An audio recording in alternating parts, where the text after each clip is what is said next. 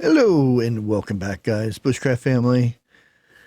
Okay, yes, I've talked about this so many times about the bird flu and whatnot, but I think there's a little bit more in play than just the bird flu that's going on. And I've done a done a post and a poll, and everybody seems that they want to hear more about this shortage of meat birds and uh, the the chicks that people will pick up. Well, that sounds weird, but the people order meat birds because it's not something that you reproduce the eggs in a hatchery and stuff like that. It's a delicate process. Let's put it that way. And so normally people just buy the chicks or the eggs, hatch them out, and have the meat birds three, and then months down the road, they do them all up and put them in the freezer. Well, these are very scarce right now. And also, actual meat birds or broilers, whatever you want to call them. And it's just not the bird flu. Everybody says it's the bird flu, but there's multiple things that are going on. There are multiple hatcheries that have closed. Oh, excuse me, closed down and are closed, and more closing. Like I've got a bunch of tabs open trying to keep all this stuff together here. Let me find this.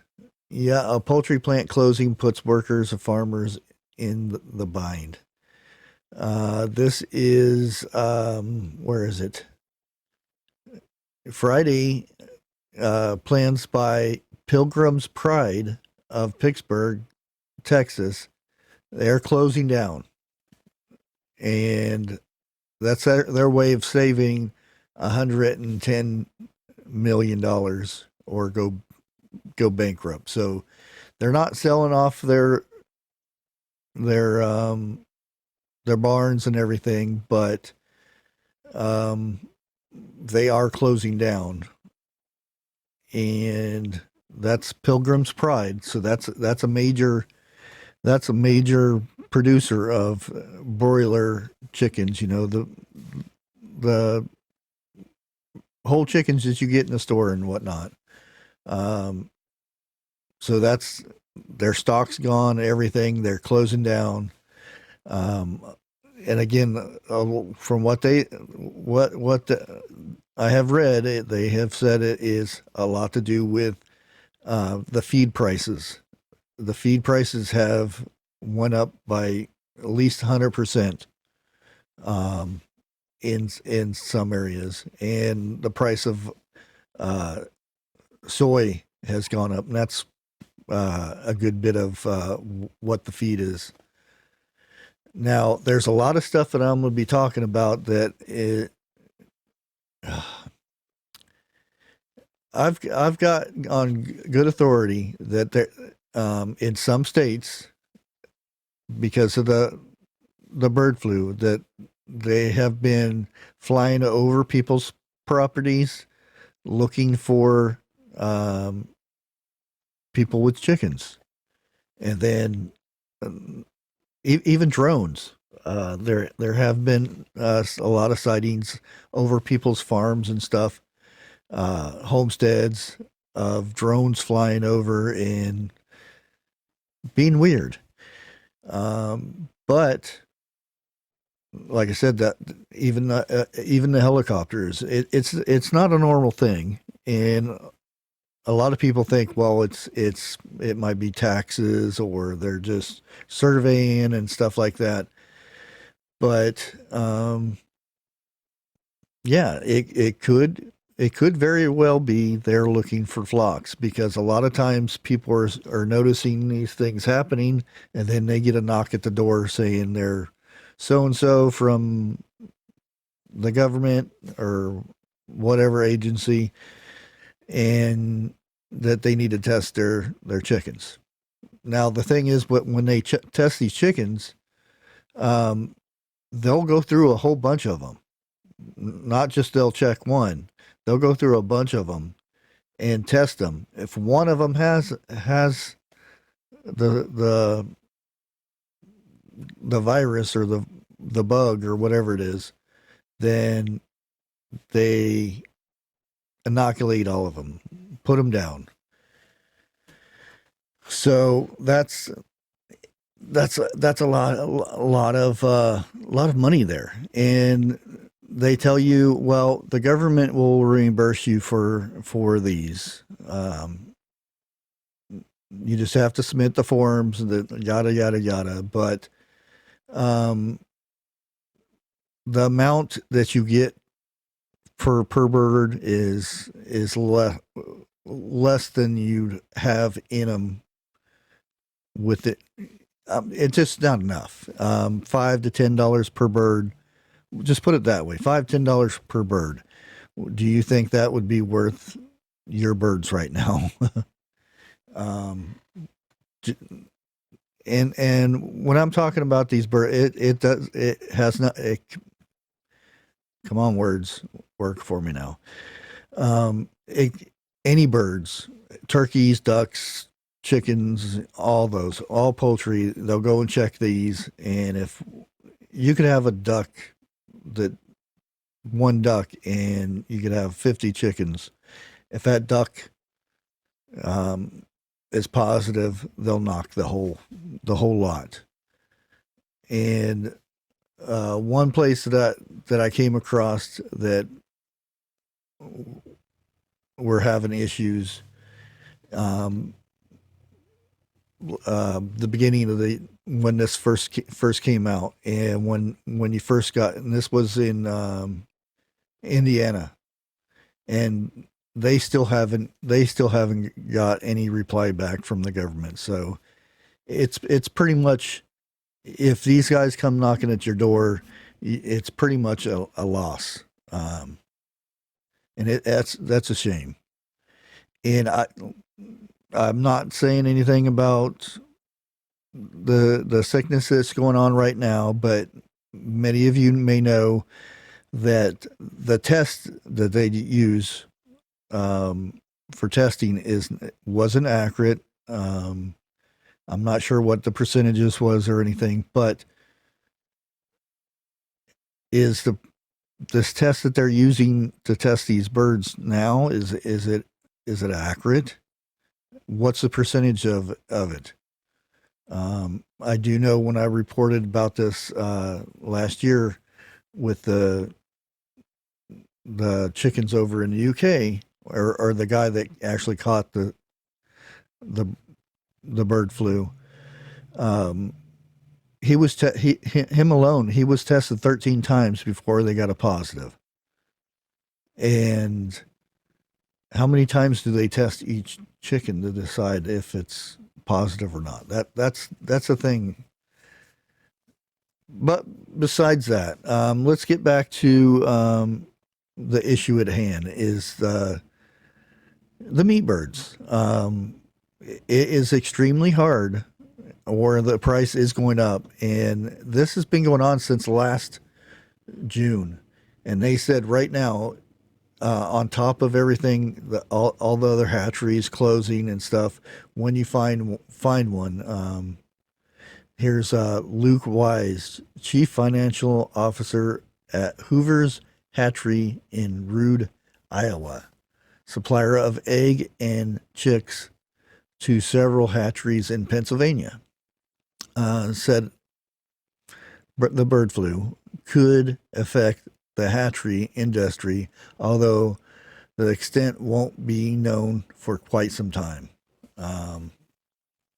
There's quite a few facilities that supply broiler eggs, and if the wrong facility gets impacted by the flu, it could have an impact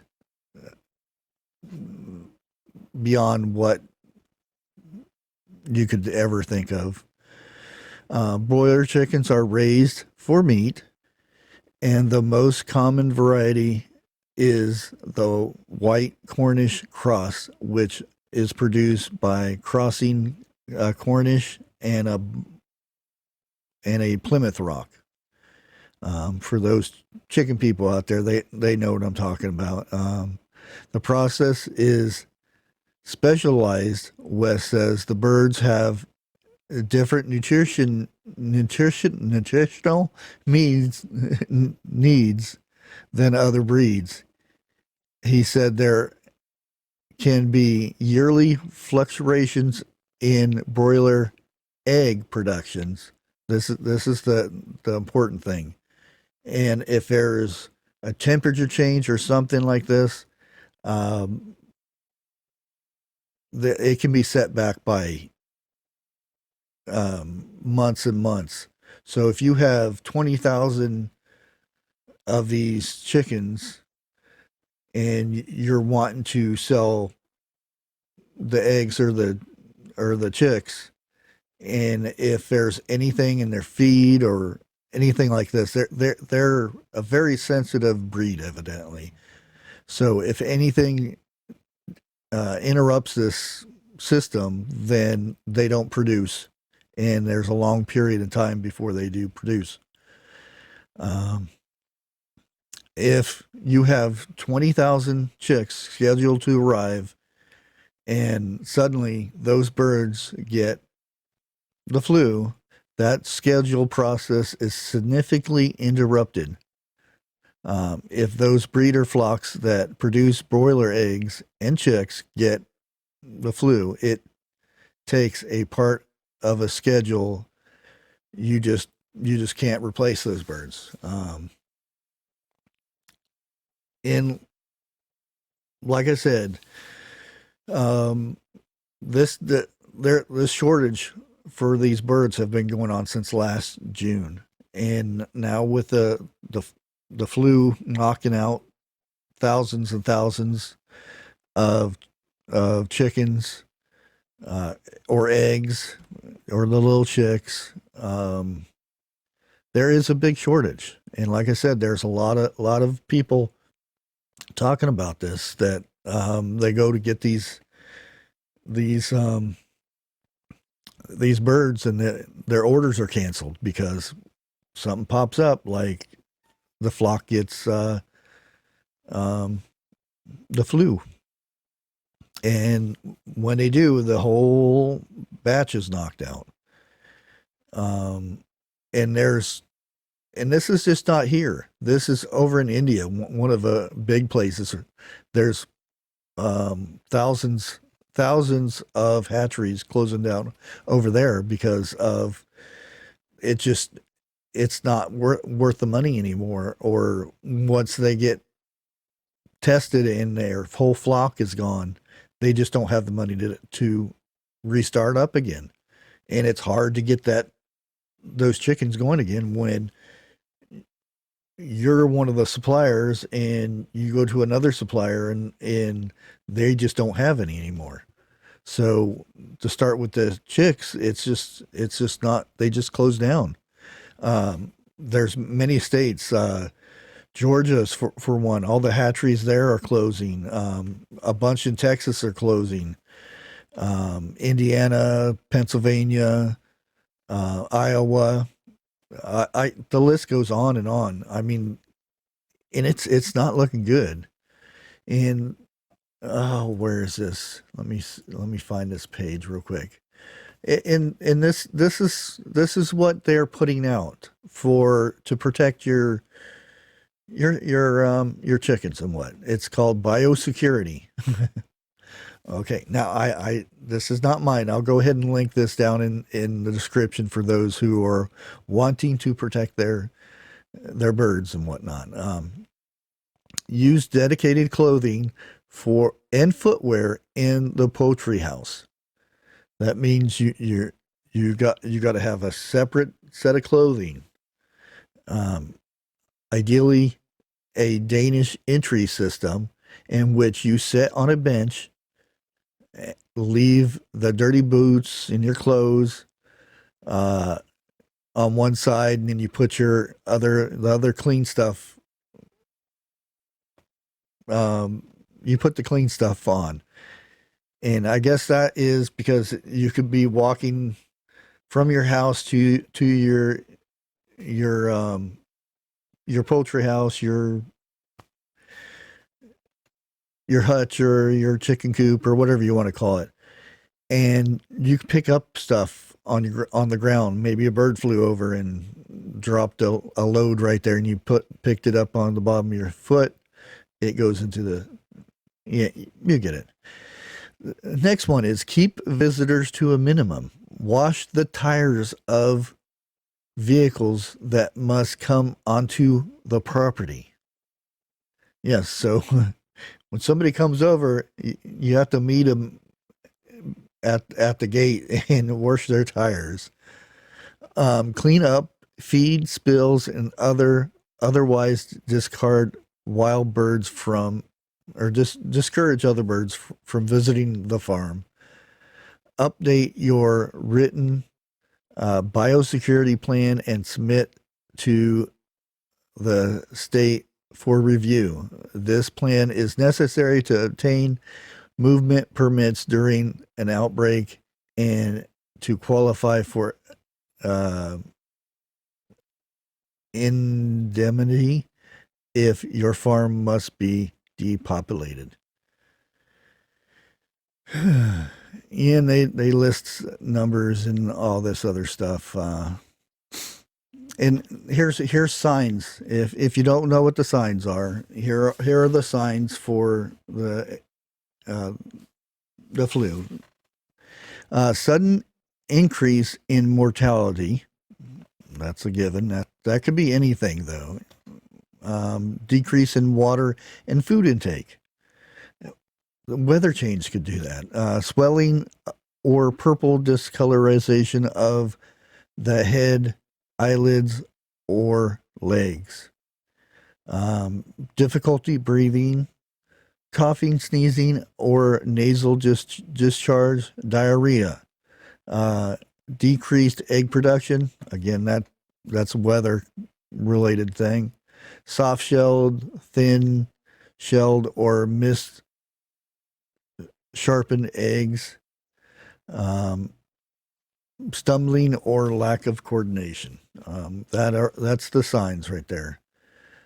And like I said, I'll put a link down for this. It's a PDF file that Lancaster Farms put out. And yeah,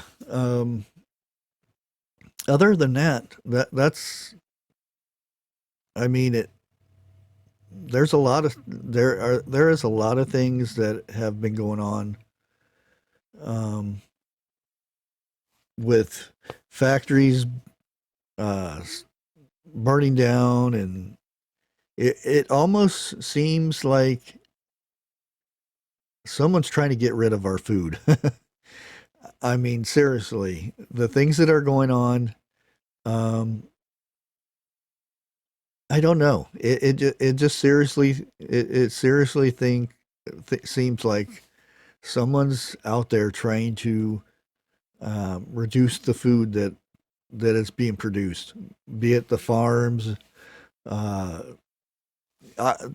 could go on and on about the different stuff that's going on, but I just wanted to bring more information about this with the broiler chicks and stuff like that. And it's just not those chickens. I mean, you can get like Rhode Island Reds. You can get those chicks and bring them home, grow them up. You can still eat those, but I just wanted to bring more attention to these meat birds because a lot of the stuff we get in the stores are those meat birds, and right now we're really a major shortage of chicken right now in the stores, not to mention eggs. And that's one thing. When you get the meat birds, they don't produce eggs. You could